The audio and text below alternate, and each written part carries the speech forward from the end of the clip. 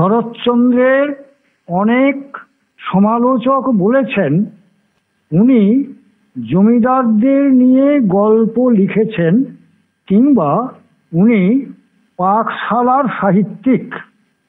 কিন্তু পল্লী সমাজে শরৎচন্দ্র যে জমিদারদের চরিত্র আঁকলেন তার অভিমুখ কোন দিকে?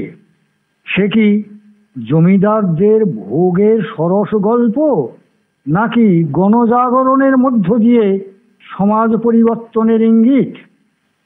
আবার অনেকে বলেন শরৎচন্দ্র বিধবা বিবাহ সমর্থন করেননি। বিধবাদের বিয়ে দিতে তার কুসংস্কারে বেঁধেছে।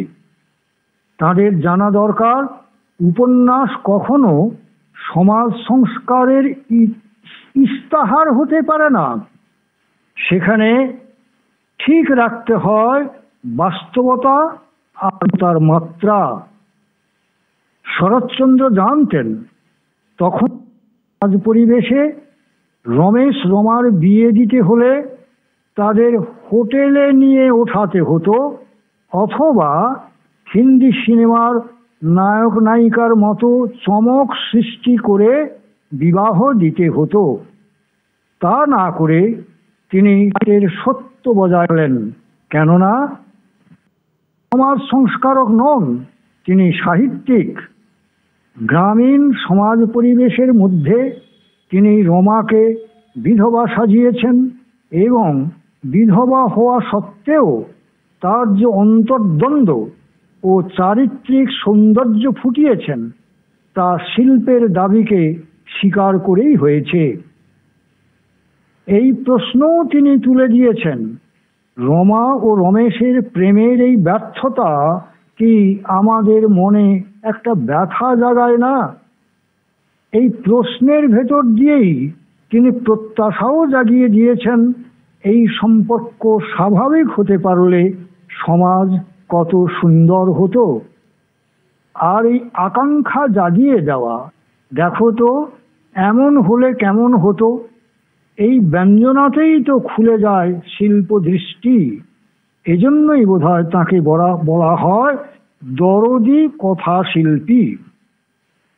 লেখক চিনতে চেয়েছেন জীবনকে এবং সেজন্যই মানুষকে, এবং এমন সব মানুষকে যারা কোনো অবিস্মরণীয় কৃতিত্বের অধিকারী নন। ঘটনাগুলিও খুব সাধারণ মাপের, আর তার ভেতর যেই আমরা খুঁজে পাই মনুষ্যত্বের মহিমা, শক্তি, মাধুর্য ও সৌন্দর্য, যা অসম্ভব নয়, যা আমাদের সাধ্যের মধ্যেই নিহিত অথচ পাইনি। এজন্যই ঔপন্যাসিক শরৎচন্দ্র পল্লী সমাজ উপন্যাসে শতৎসারিত মন্তব্য করেছেন, অন্ধ পল্লীবাসীরা এই গুরুভার বিকৃত সব দেহটাকে পরিত্যাগ না করিয়া মিথ্যা মমতায় রাত্রিদিন মাথায় বহিয়া বহিয়া এমন দিনের পর দিন ক্লান্ত, অবসন্ন ও নির্জীব হইয়া উঠিতেছে, কিছুতেই চক্ষু চাহিয়া দেখিতেছে না।